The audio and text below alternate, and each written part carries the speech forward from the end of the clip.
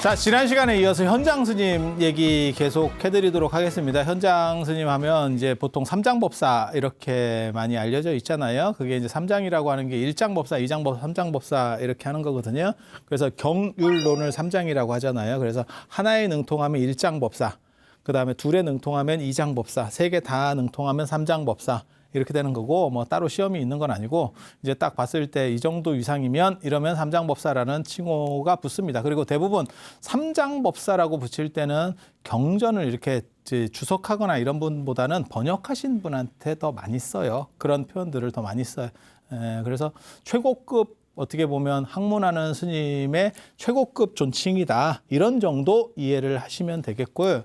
그리고 저도 깜짝 놀랐는데, 제가 제 책 보면서, 제가 사실 이런 거 할 때 제 책 잘 안 보거든요. 근데 보니까 나 그냥 확실히 내가 쓴 거는 맞는갑다. 나 이 생각이 내가 할 얘기가 있는 그대로 적혀 있는데 적혀 있는데 그래서 지금 이제 현장 스님 이 인도를 가야 됩니다. 이게 지금 현장 스님 취경도라고 하는 거고, 예전에는 경전을 이렇게 두루마리 같은 걸로 이렇게 들고 와요. 근데 이게 이제 후대 그림이라서 앞에 이거는 이제 저 등불, 이렇게 등불, 그러니까 헤드라이트입니다. 그래서 길을 이렇게 놓고 이렇게 다니면서 근데 이게 꼭 뭐 스님들만 이렇게 다닌 게 아니고, 예전에 이동할 때 많이 이렇게 합니다. 많이 이렇게 하는 정도라고 하는 거고, 현장 스님이 이렇게 들고 다니지는 않았어요. 오실 때는 금이 환영했는데 뭐. 근데 가실 때는 시작하자마자 털렸다는 거. 이게 굉장히 재밌습니다. 보고 있으면 그 자은전이 더 리얼하거든요. 저 세 개 중에서 하나만 봐야겠다 그러면 저는 자은전을 추천을 합니다. 대당서읽기는 좀 재미가 없어요. 이게 공식 문건이다 보니까 약간 건조하고, 그 다음에 도선율사의 속고승전 4권에 나오거든요. 저 현장전이. 근데 그거는 약간 진기한 이야기들이 별로 없어요. 약간 그런 쪽에서는 재미가 없어요. 그러니까 어떤 사건들을 나열하는 것 같은 느낌? 생애를 정리하더라도, 근데 재밌는 거는 약간 이렇게 진기한 이야기들이 있어야 되거든. 현장 스님이 특이한 얘기도 되게 많이 써놨거든요. 어떤 사람을 만났는데 700살이래. 그 사람이. 제가 보기엔 낚였습니다. 현장 스님. 현장 스님이 낚인 겁니다. 근데 그 사람이 그렇다라고 하니까 그냥 당신은 이렇게 한 것 같아요. 그리고 제가 말씀드리지만 현장 스님이, 제 생각에는 현장 스님이 머리가 무진장 좋은 분인데도 메모를 한 것 같아요. 메모를 안 하면 저 정도를 기억할 수가 없습니다. 인간이면 저거 기억 못 합니다. 그래서 이런 세세한 것들을 중간중간에라도 이렇게 일기식으로 이렇게 기록을 한 게 아닌가. 근데 동아시아는 이런 기록 문화들이 있어서 충분히 가능한 게 있어요.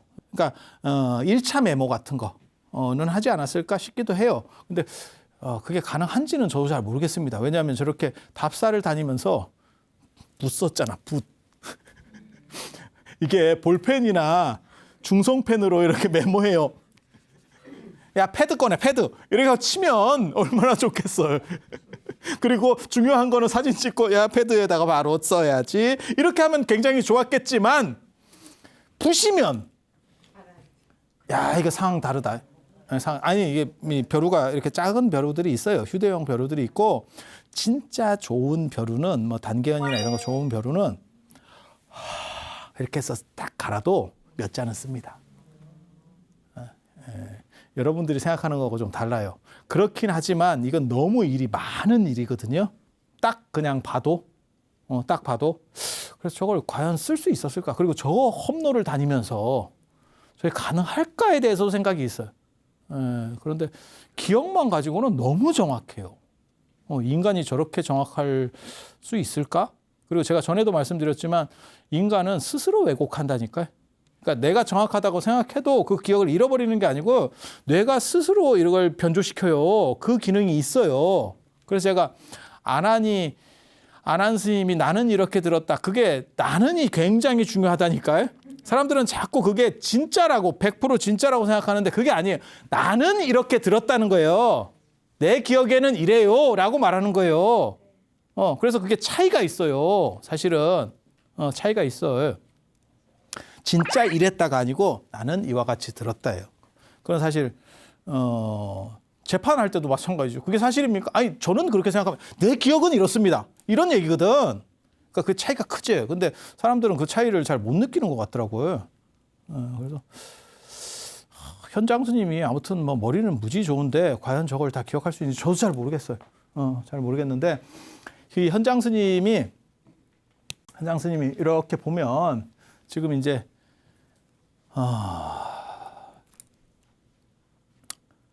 13살에 낙양의 정토사로 출가를 하세요. 거기 왜 출가하냐면 당신 형님이 벌써 절에 있었어. 스님이야. 그래서 형 따라서 이렇게 절에 왔다 갔다 한 11살 때부터인가 합니다. 이렇게 왔다 갔다 하는데 이제 스님들이 저 어린애가 이렇게 왔다 갔다 하니까 이제 이렇게 얘기를 해주면 애가 너무 똑똑한 거지. 진짜 대단한 이런 행동들을 하니까 이게 야 어떻게 저 나이에 저런 걸 다 알지? 제가 어떻게 이렇게 얘기만 해주면 이게 막 이해를 하고 지소리를 막 하는 거예요.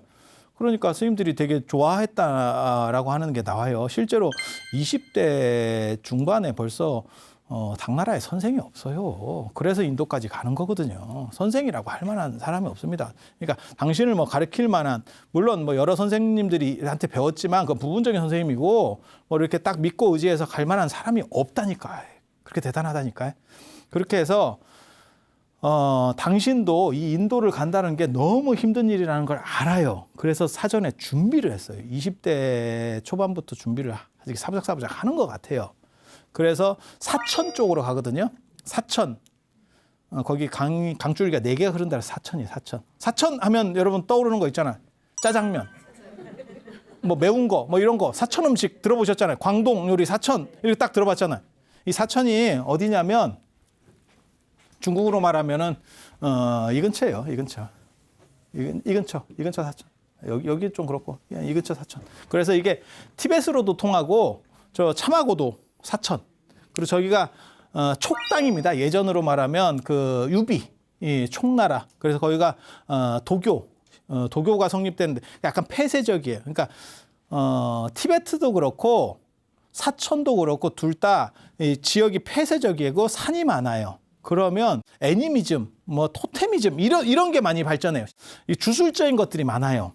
그래서 티베트 불교에도 그런 주술성이 굉장히 강하고 티베트 불교 전에는 그거를 본교라고 하는 게 있어요. BON 이래가지고 그게 티베트 어떻게 보면 걔네는 샤먼도 있어. 걔네는 샤먼도 있어. 그렇게 해서 그런 무속적인 거 플러스 이제 나중에 불교가 들어가면서 당나라 때 불교가 들어가거든요. 티베트에. 그래서 이제 막 섞이기 시작하는 이런 상황들이 연출되는 거고 사천도 그래요. 사천도. 근데 사천하고 티벳하고 약간 다른 거는 티베트 계열은 고지대를 가지고 먹고 살 게 없고 그 공기 산소 밀도가 낮아요. 그래서 그렇게 되면 뭐가 보이냐면 약간 환상적인 같은 게 잘 보여요. 이런 게 좀 잘 보여요. 그리고 이게 없어요. 볼만한 게 없어요. 다 수목 한계선 대부분 위에 뭐 이렇게 걸리면 별로 볼만한 게 없습니다. 그럼 황폐하고 이런 데서 공기 밀도가 좀 낮고 그 다음에 이게 정신적으로 조금 이렇게 되면 뭐가 이렇게 체험이 금방 되면 터가 그래요. 그래서 사막 쪽하고 티벳 쪽이 원래 그래요. 그래서 예수도 그 사막 종교에서 그렇게 이상한 거 뭐 얘기하고 이러는 것들도 그런 거고 나중에 현장 스님이 저 사막 넘어갈 때도 보면 그런 얘기들을 합니다. 뭐 귀신이 온다는 둥, 뭐가 보인다는 둥, 뭐 이런 얘기를 하기 시작합니다. 그게 감각 차단 현상에서 일어나는 이게 착시라고 보시면 돼요. 그러니까 네, 착각. 정상적인 수행의 결과라기보다는 약간 치료한 비슷한 거라고 보시면 돼요. 근데 저 사천 쪽은 약간 다릅니다. 사천은 먹고 살기가 좋고 기후대가 굉장히 따뜻해요. 그래서 산은 많고 인구 밀도는 낮은데 자연 환경이나 먹고 살기에는 굉장히 좋아요. 그래서 거기에는 약간 뭐랄까 할까 일본 계통의 주술이라고 할까? 일본도 주술성이 굉장히 강하거든요. 일본 주술성이 굉장히 강하거든요. 그거는 이제 섬나라의 특징적 주술성이에요. 근데 이것도 폐쇄적 주술성인데 사막하고 티베트 고원 같은 그런 주술성하고 또 약간 달라요. 그게 도교로 연결되는 거고 나중에는 저기서 뭐가 나오냐면 시왕신앙. 불교로 얘기하면 시왕신앙. 시왕이 뭔지 아십니까? 뭐 염라대왕 해가지고 송제대왕, 초광대왕, 뭐 오관대왕, 변성대왕, 뭐 오도전륜대왕 이런 시왕 이런 것들이 전부 다 저쪽에서. 그리고 이 사천이 동티벳으로 연결되는 길이 있어요. 그 참하고도. 그래서 그쪽하고도 관련이 되고 그 다음에 이 사천 쪽하고 이 도낭 쪽도 이게 어느 정도의 이상의 교류가 있었던 것 같아요. 문헌들을 보면 나중에 도낭 문헌 같은 거 보면 사천에서 유양한 게 금방 도낭으로 올라와 버리거든요. 그래서 저런 쪽에 가서 당신이 정보들을 좀 수집하고 어학 공부도 좀 한 것 같아요. 어학도 이렇게 짜금짜금 이렇게 한 것 같아요. 그러니까 나름 준비를 하고 너무 두려웠던 거지. 저 간다는 게 지금 유학 가는 거하고 비교하시면 안 돼요. 조선시대 때 미국 유학 간다 이런 거예요. 혼자. 그런 정도 생각하시면 돼. 이게 될까? 뭐 그런 정도 생각하시면 돼. 뭐 유길준 뭐 이런 사람들은 정부에서 지원받아서 가는 거고 혼자 그냥.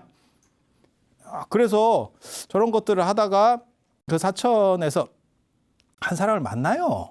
한 사람을 만나. 근데 그 사람이 온몸에 고름이 있고 뭐 이렇게 좀 떡지고 지저분한 사람이었대. 그렇게 해서 절에 데려와서 방에 이렇게 하면서 좀 씻어주고 먹여주고 그다음에 자기가 옷도 주고 뭐 이랬다는 거예요. 뭐 이렇게 좀 돈도 주고 이렇게 불쌍하다고. 그래가지고 아무튼 그렇게 했대요. 그랬더니 당신이 그 가려고 하는 것 같은데 내가 또 비방하면 또 귀가 솔깃하잖아요. 그 비방이 반야신경이에요. 그 비방이 반야신경이에요. 그래서 어려운 일이 닥치면 이렇게 하세요. 이렇게 해서 당신이 그 생각을 딱 가지고 실제로 근데 저 대당서역기나 저 자언전에 보면 그리고 저 현장전에도 그렇게 반야신경을 많이 하진 않아요. 몇 번밖에 안 나옵니다. 한 거를. 근데 왠지는 모르겠는데 아마 그거는 기록에 적은 걸 거고 기록에 적힌 게 적은 걸 거고 많이 했는가 봐요. 당신이 그걸 어떻게 알 수 있습니까? 현장 스님이 반야신경을 퍼뜨린 바람에 티베트부터 일본까지 반야신경을 하는 거예요. 네. 현장 스님이 나중에 거기서 영험을 받다라고 생각해서 그걸 내가 꼭 이렇게 확대하겠다라고 하고 현장 스님이 당나라 불교의 1인자가 되니까 당나라에서 이게 쫙 유행을 하면 지금도 마찬가지 아니겠어요? 현장 스님이 원력을 가지고 이 반야신경을 내가 탁 이렇게 하겠다라고 해서 이 북방 불교가 티베트 불교부터 일본 불교까지 똑같이 하는 게 별로 없습니다. 같은 북방 불교권이라도 천수경 일본이나 티벳에서 할 것 같습니까? 안 합니다. 중국 불교만 가도 천수경 안 합니다. 우리만 하는 겁니다. 우리만. 그런데 반야신경은 다 합니다. 그래서 저 같은 경우도 중국에 우리가 답사 가고 이렇게 할 때 저는 될 수 있으면 큰 절에 가서 새벽 예불이라도 한번 갑시다. 저는 그런 주의거든요. 조금 아침에 좀 일찍 일어나서 힘들기는 하지만 가이드들은 싫어해. 가이드는 싫어해. 하지만 한번 해볼만 하잖아요. 그래서 거기 하면 다른 건 못 알아들어도 반야신경은 이게 반야신경 하고 있구나 라는 정도는 알아. 사람들이. 앞으로는 이제 잘 모르겠지. 왜냐면 이제 우리도 한문으로 안 하고 점점 한글로 하니까. 하지만 한문 발음이 다르긴 하지만 이거 반야신경이네. 이 정도 느낌은 옵니다. 100% 옵니다. 신도분들도 알아요. 알아. 그게 다 현장 스님 원력이거든. 그래서 이 반야신경에 어떻게 보면 시작 그다음에 지금같이 이렇게 확대되는 게 현장 스님이라더라. 그 정도를 생각을 하세요. 그리고 지난번에도 그런 얘기를 잠깐 해드렸지만 경전 중에서 뭐가 제일 대단하냐? 반야신경입니다. 이유는 제일 많이 하니까. 천수경 그 기도할 때 앞에 한 번 하는 거고 반야신경은 예불 끝에도 하지. 그다음에 모든 법회에서 다 하지. 그러니까 빈도수만 봐도 가장 많이 하는 게 반야신경이라고 생각을 하시면 돼요. 그래서 반야신경이 600대반야경을 압축한 제일 중요한 경전이라더라. 그리고 그것을 유행시킨 사람이 현장 스님이라더라. 그 정도 하고 이제 현장 스님 인도 구경을 한번 시켜 드립시다. 그렇게 준비를 하셨다가 언제 가냐면 우리 나이로 27살, 그 다음에 이제 만으로 28살, 만으로 27살에 당태용 4년이에요. 4년. 현장 스님이 진짜 배우고 싶었던 게 뭐냐면 육아사지론 100권. 아까 반야신경 얘기할 때 제가 왜 이게 반야신경을 많이 한 것 같지 않는데? 라고 하는 생각을 할 수밖에 없는 게 반야신경과 관련해서는 관세음보살 생각할 수 있거든요. 관자재 보살이지. 현장 스님이 관자재라고 했으니까 당신을 존중해서 우리는 뭐 관세음 보살이 입에 붙었으니까 그렇긴 한데 관자재 보살로 당신이 번역을 하셨으니까. 그런데 관세음 보살을 칭하기도 하지만 실제로 위험할 때는 관세음 보살을 부르거든요. 근데 현장 스님이 신앙 대상은 미륵불입니다. 미륵불입니다. 그리고 이게 그 미륵과 관련된 논서예요. 저 인도의 대승불교에 2대 조류가 있어요. 2대 흐름이 있는데 그게 중관과 유식. 이 유식학파의 시조가 미륵이에요. 그래서 현장은 미륵신앙자입니다. 미륵신앙자. 그리고 이 얘기는 계속 했습니다. 인도에서도 했었고 나중에 진제 얘기할 때도 했었고 그래서 구유식, 현장 스님은 신유식이라고 하는 거예요. 신유식. 그렇게 해서 신유식학파를 뭐라고 얘기하냐면 요 자은사에서 시작했다 그래서 자은종이라고 합니다. 자은종. 그 다음에 유가종이라고도 하고 법상종이라고도 합니다. 최근에 들어서는 최근 학계에서는 법상종이라고 많이 합니다. 그래서 교종 중에는 화엄종과 법상종이 최고고 그 다음에 선종 중에서는 선종하고 천태종이 이렇게 최고고 이렇게 4개 정도 기억하시면 됩니다. 그리고 그 외에 하나로 다 걸리는 게 하나가 더 있죠. 그게 정토종. 정토종 이렇게 딱 이렇게. 그래서 우리나라도 미륵종, 법상종, 자은종에 해당하는 게 금산사, 금산사 미륵전 딱 생각하시면 그 다음에 법주사 이런 데가 다 이런 사찰이에요. 그 진표율사 계열의 사찰입니다. 진표율사 계열의 사찰. 그래서 그런 정도 생각하시고 그래서 미륵신앙자라고 하는 걸 기억해 두세요. 미륵신앙자. 그래서 배우고 싶은 거는 이 유식학파의 최고 경전이 이 육아사지론입니다. 육아사지론. 제가 20대 초반까지 해가지고 저 제자백가랑 뭐 유교나 도가나 그 다음에 경전도 불교 경전도 경장하고 율장을 거의 다 봤는데 논장은 다 못 봤습니다. 그리고 보다가 집어 던진 게 육아사지론입니다. 머리가 아픕니다. 저걸 배우러 왜 갔는지 나 잘 모르겠어. 머리가 아픕니다. 읽다가 짜증이 납니다. 이거 짜증납니다. 나 이거 배우러 안 간다. 딴 거 배우러 가지 나 이거 배우러 안 간다. 그리고 지난번에도 잠깐 그런 말씀을 드렸지만 유적지, 성지순례랑 관련해서 그러니까 배우기도 하지만 부처님 유적을 답사하는 거잖아요. 성지순례를 하는 거잖아요. 거기서 제일 중요한 거는 천재도수. 이거는 상카시아 공녀성이라고 하는 데고 도수는 붓다가야입니다. 부처님께서 깨달음을 얻으신 그 깨달음의 나무 보리수. 이게 보리수라고 하는 거고 붓다가에 보리수 사원이 있는 거예요. 보리수 사원. 그래서 보리수 금강보자 사원이라고도 하고 보리수 사원이라고도 합니다. 거기 가면 금강보자가 있죠. 지금도 가보시면 금강보자 있고 그 보리수. 그래서 저기에도 그런 얘기가 나와요. 현장 스님과 관련된 저 도선율사나 저런 데 보면 사람들이 제일 얻고 싶어 하는 것 중에 그 보리수 잎을 얻고 싶어 한다. 그리고 그 보리수 잎을 뭐 이렇게 얻으면 뭐가 된다. 뭐 이런 얘기들도 있습니다. 이런 사연들도 나오는데 실제로 저도 인도에 여러 번 갔지만 실제로 그 보리수 잎을 한 번도 한 적이 없어요. 왜냐하면 우리가 갈 때는 보리수 잎이 질 때가 아니어서 실제 그리고 거기 맨날 깨끗해. 왜 혹시라도 떨어지면 바로바로 누가 주워가. 경쟁률이 치열해. 그렇다고 나무가 커서 뭐 어떻게 뛰어가지고 뭐 어떻게 할 수 있는 것도 아니고 방법이 없어요. 방법이 없어요. 그래서 이게 이제 깨달음의 나무. 그 부처님께서 깨달으셨는데 뭐 그런 생각이 안 들겠어요? 다 불교 신자라면 그런 생각들이 다 있겠죠. 그리고 스님들도 거기까지 걸어가가지고 그거 한번 보면 저거 하나만 이 생각이 있었겠죠. 지금은 비행기 타고 가서도 저거 하나 좀 어떻게 안 될까? 이러고 오는데. 예.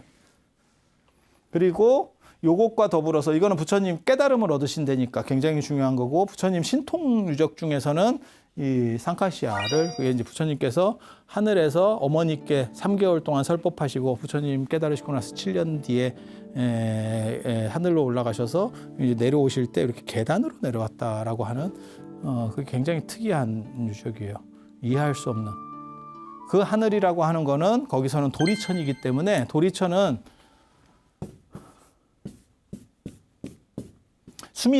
수미산이 큐브형으로 나오는 건 구사론이거든요. 거기에 도리천에 보면 이렇게 4개가 이렇게 솟아 있어요. 4군데가 솟아 있고 여기 중간에도 4개가 솟아 나오거든요. 이게 테라스입니다. 이거 불법 개조한 테라스에 누가 사냐면 여기에 사천왕이 삽니다. 이렇게 4분이 살고 요 꼭대기를 약간 이렇게 신성하게 해놓고 그다음에 가운데에 묘승전이 있고 그다음에 앞에 선법당이 있거든요. 부처님 어머니인 마야 부인은 여기 계시는 분이에요. 여기 32천. 이게 요게 제석천을 합쳐서 33천이거든요. 30 플러스 1 이렇게 33천이 되는 거거든요. 그래서 여기서부터 부처님이 상카시아까지 이렇게 계단을 만들어서 내려왔다는, 이건 뭐 진짜 특이한, 도대체 저걸 어떻게 해석해야 되지? 라고 하는 건데, 현장 스님이 갔을 때 2가지 기록, 저 기록들을 보고 있으면 2가지가 나오거든요. 하나는 계단이 있었다 하던데 이렇게 나오는 데가 있고, 지금은 잘 상태가 메롱이어서 잘 모르겠어 라고 하는 기록이 하나 있고, 하나는 계단이 3개 남아있다. 3개를 볼 수 있다. 그러니까 계단이 한 3개 정도 있었는데 거의 다 뭉개졌는가 봐요. 그러니까 2가지 얘기가 나오는 것 같아요. 그리고 법현 스님이 현장 스님보다 한 200년 전에 인도를 가시잖아요. 법현의 불국기. 공식 명칭은 고승 법현전입니다. 거기 보면 7개 계단이 남아있다. 그러니까 계단들이, 그러니까 이게 굉장히 불가사의한 유적이에요. 도대체 뭘 얘기하는 거지? 저기서 계단을 만들어서 내려온다는 게 도대체 뭐지? 저게 뭔가 상징성이 있는데, 그 상징성의 가장 대표적인 거는 실제로 성스러운 것은 나중에 이제 부처님을 모시는 데가 여기거든요. 그래서 남방 쪽에 가면 남방불교 쪽의 사원 구조는 남방불교하고 그 다음에 남방불교라고 얘기해야 되나 모르겠네요. 저 약간 밀교 계열, 후기 계열이라고 얘기해야 되겠는데, 그쪽하고 이 티베트나 이런 쪽 약간 밀교 계열, 티베트, 부탄 이런 데 가면 사원 구조가 전부 이렇게 돼 있어요. 가운데 하나가 크게 있고 4개가 이렇게 있습니다. 이렇게 이런 식으로 구조들이 되어 있어요. 절이 다 똑같아요. 저게 뭐 생각하시면 되냐면 캄보디아의 앙코르와트 생각하시면 됩니다. 앙코르와트. 옥수수가 4개가 있고 가운데 큰 옥수수 하나 있고, 그런데 티벳이나 이런 데 가면 이게 옥수수 형태가 아니고 건물입니다. 건물 형태로 4개의 건물, 그 다음에 중앙에 큰 건물, 여기가 이제 부처님 계시는 메인 법당이라고 보시면 돼요. 그래서 저런 구조로 되어 있고, 저런 식의 저게 이제 수미산을 상징하는 건데, 저기다 이제 부처님을 모시는 거거든요. 그래서 우리나라도 마찬가지예요. 저 수미산정에 부처님이 계신다고 생각을 하기 때문에 부처님을 모신 단을 수미단, 그 다음에 좌대를 수미좌 이렇게 얘기를 하는 거거든요. 그리고 저 형태가 어디서 나오냐면 보협인 탑이라고 있어요. 보협인 탑. 어디 있냐면 저기 동국대 박물관에도 있고, 그 다음에 저 석굴암 사천왕상 중에서 북방 비사문천왕이 들고 있는 것도 똑같습니다. 그래서 탑이 우리가 생각할 때는, 여러분들이 흔히 생각할 때는 그냥 우리가 불국사 석가탑 생각하듯이 그런 탑이 제일 먼저 떠오르잖아요. 그리고 인도에 가면 산치대탑 같이 이렇게 생겼습니다. 근데 보협인 탑은 그냥 사각형 약간 말뚝같이 생긴 데다가 여기 중간에 약간 좀 끊어져 있고 이렇게 해서 가운데가 이렇게 올려 있는, 4군데가 솟아 있는 거예요. 정확하게 말하면 4군데 솟아 있고 가운데가 솟아 있는 이런 구조로. 안 그러면 여기다가 이렇게 해가지고 뭐 이렇게 짝대기 같은 걸 세우는 듯한 이런 모습으로 되어 있습니다. 그래서 저런 식에다가 부처님을 모신다. 저게 이제 수미산을 상징하는 거예요. 그래서 탑이라고 하는 것도 2계통이 있다더라. 그러니까 산치대탑 같이 이렇게 무덤형의 탑도 있고, 부처님을 모시는 거는 이런 수미산 정상에 모셔야 되니까 탑을 수미산 정상 형태로다가 만든 것도 있는 거예요. 그걸 보협인 탑이라고 합니다. 보협인 탑. 그리고 그런 양식을 그대로 계승해서 가는 게 티베트 불교 쪽이나 그 다음에 동남아시아의 밀교 쪽도 그렇게 갑니다. 그렇게. 그리고 우리나라 같은 경우는 저거를 재해석해서 재해석해서 일주문, 천왕문, 해탈문 이렇게 해서 조금 다른 방식으로 하지만 수미산 위에다가 모신다라고 하는 것은 공통점을 가집니다. 그래서 불교에서는 수미산이라고 하는 상징적인 그런 우주산에다가 모심으로 인해서 중생과 유리는 되어 있지만 저것은 연결돼서 너네가 원하면 충분히 해줄 수 있어. 그리고 불교는 인간 중심적이에요. 그리고 특히 나 중심적입니다. 자기 중심적입니다. 그래서 왜 현장 스님이 미륵을 신앙자가 되는 이유 중에 하나가 뭐냐면 물론 사상적인 것도 있지만 아미타 부처님 같은 경우는 서방으로 10만원 국토라는 너무 먼 세계에 있어서 여기까지 영향을 주기가 어렵대요. 너무 멀리 떨어져 있는 거야. 이게 지금 너무 멀어. 그렇다 보니까 미륵은 천상에 있어도 그거보다 훨씬 가깝다는 거죠. 거리상으로 봤을 때. 그래서 영향 미치기가 좋다라는 게 한 가지가 있고 그거보다 더 가까운 데 있는 분이 있어요. 그러니까 이게 유행하는 이유들이 다 있는 거예요. 더 가까운 데 있는 분이 어디냐면 남인도에 한 이쯤에 있습니다. 현장 스님이 갔던 기록이 있거든요. 이게 보타라카산. 관세음 보살입니다. 그래서 관세음 보살이 원래 투잡하시잖아요. 그래서 극락에 하나 이렇게 보직을 걸어놓고 그 다음에 여기 이제 남선부주에도 이렇게 나와 계시잖아요. 그래서 중생의 입장에서 빨리 기도를 했을 때 반응을 보여주려면 가까운 데 있어야 된다는 거예요.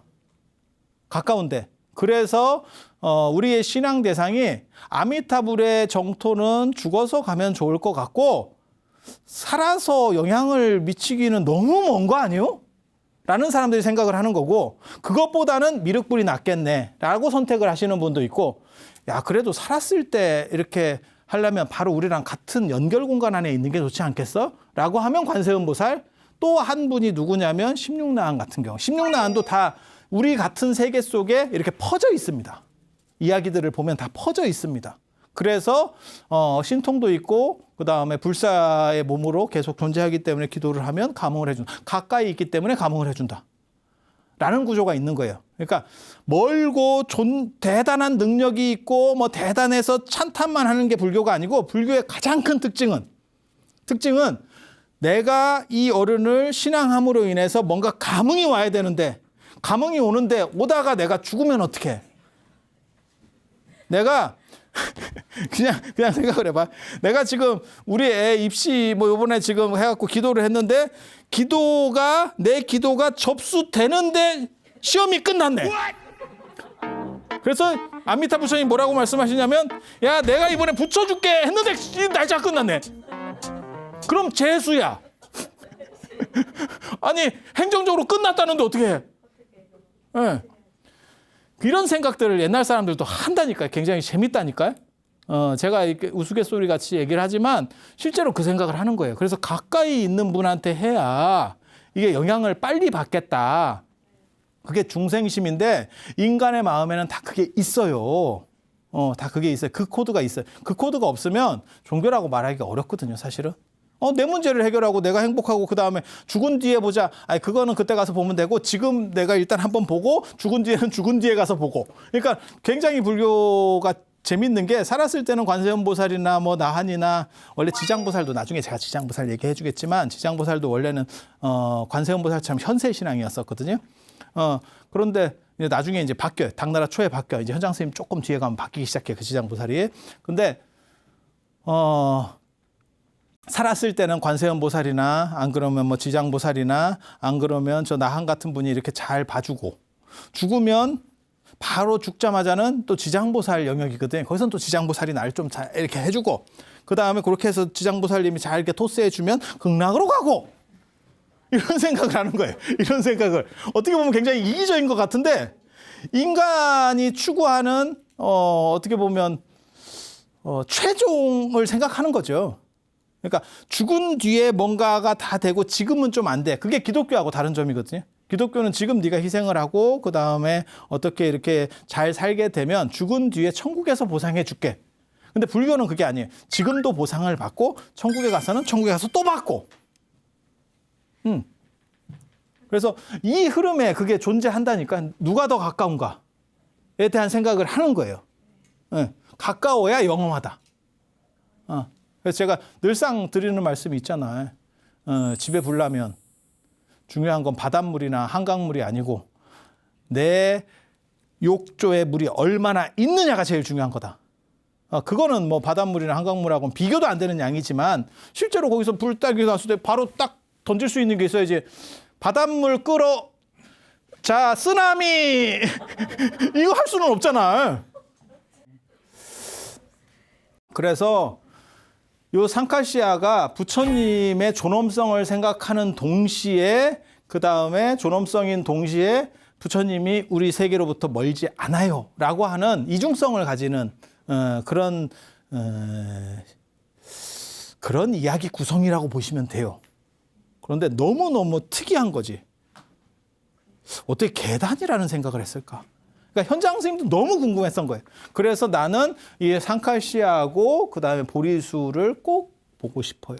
이거는 부처님 깨달으신다니까 누구든지 불교도라면 다 한번 가보고 싶은 데가 여기고 그다음에 이거는 너무 궁금한 거죠.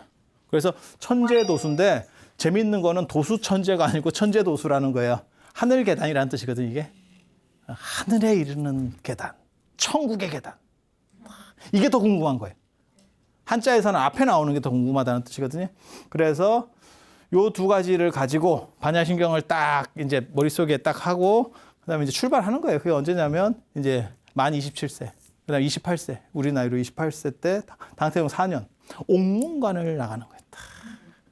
옥문관을 나가는 거예요. 예. 만리장성을 쫙 하면 이 동쪽에 제일 유명한 데가 산해관. 산과 바다의 끝이라고 보시면 돼요. 만리장성의 끝, 그 산해관. 예, 그쪽이 이제 나중에 저 북방 유목민들이 주로 내려오는 코스 중에 한 군데예요. 끝쪽으로 이렇게 딱 돌아오면 돼. 몽고가 이렇게 돌아 내려왔거든요. 말 타고 돌아서 내려오고, 자기네 이렇게 돌아 내려오고, 자기네 더 바다까지 넣고 이렇게 했었던 데고 이쪽 끝이 이게 옥문관이에요. 옥문관. 그래서 그 관문을 탁 나가면 이제 실크로드의 진짜 이제 시작이 되는 거예요. 예, 그래서 옥문이라고 하는 게 잘 지킨다. 잘 지키래. 예, 그래서 그렇게 해서 그 관문을 탁 나가는데 거기를 못 나갑니다. 왜? 계엄령이 선포돼 있거든. 계엄령이 선포돼 있거든.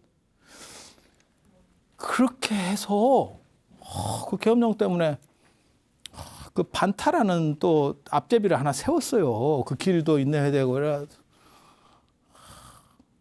그리고 또 거기를 또 나가려니까 뭔가 소문이 났었는가 봐. 현장 스님이 가는 게.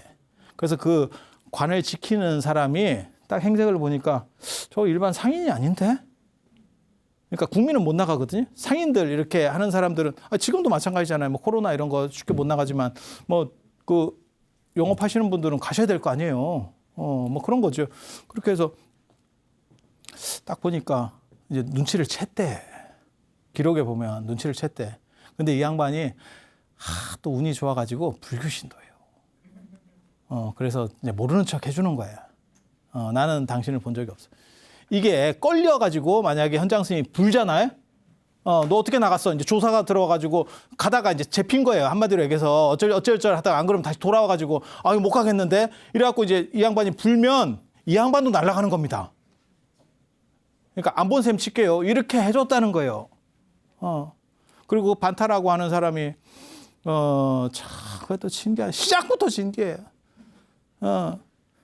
인도자인 줄 알았더니 자고 나니까 칼을 끄집어냈더래. 자고 나니까 칼을 끄집어. 그래서 칼이 이렇게 눈을 뜨게 대충 겠다.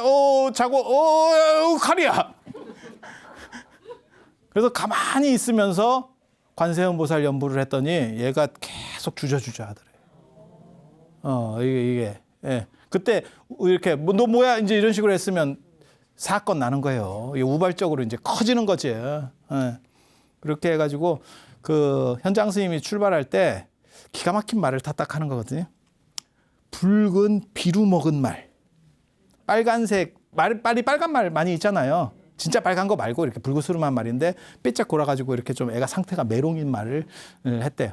근데 그 말을 당신이 딱 이제 말을 살려고 하는데 그 말을 있더래요.